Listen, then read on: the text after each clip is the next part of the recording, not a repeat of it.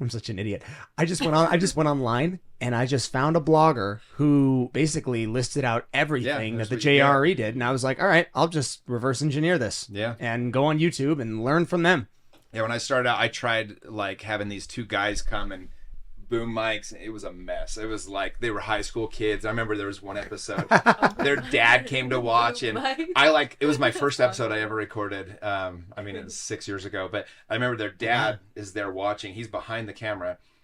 And I kind of like ran out of stuff to say to this guest. It was my first one. I just didn't know how to do it. Those are rough. And he starts asking questions from behind the camera to my guest. That's like on the podcast. It's my first podcast.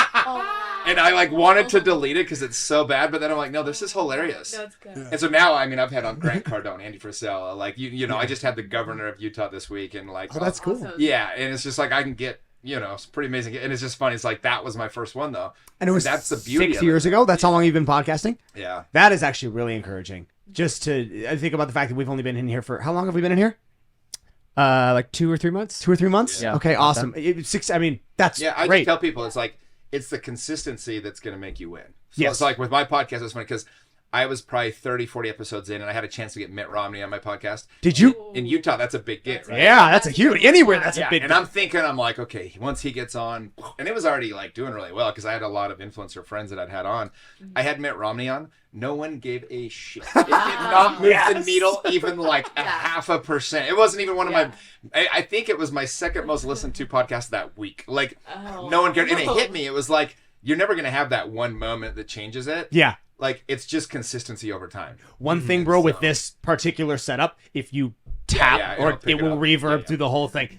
I also think that is the best ending to that story you could possibly give because it really does show how little of a shit we give for a lot of these politicians. To them, they are the whole world. I mean, and there was a time when you couldn't go anywhere without Mitt Romney's name. He was in a Kanye song. Oh, yeah. He was the only guest I've ever had that had multiple assistants watching and, like, making, like, to see what we would say. Sure. Like, he just... Well, because they can't...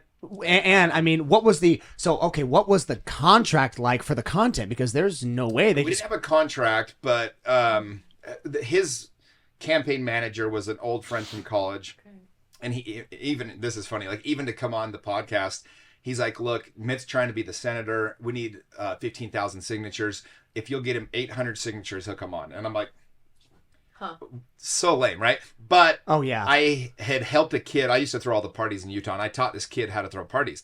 And he became the biggest party thrower in Utah for college parties and stuff. And he always was like, what can I do for you? What can I do for you?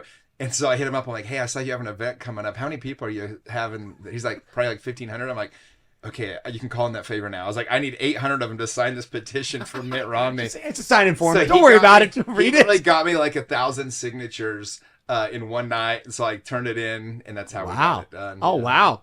That's an outstanding story. Yeah. Hey, however you get it done, you get it done. And I mean, they knew they were signing a Mitt Romney petition form, I assume. It wasn't... I don't even know. Literally like, hey, sign this to get into the party. That's how much bullshit it all is anyway, right? Like, no one even... I mean, it's a signature. Like, you can't read it. So. Half the time you sign those things just so people will leave you alone in the parking lot. And it's like, hey, do you want to sign this for... Yeah, fine. Go.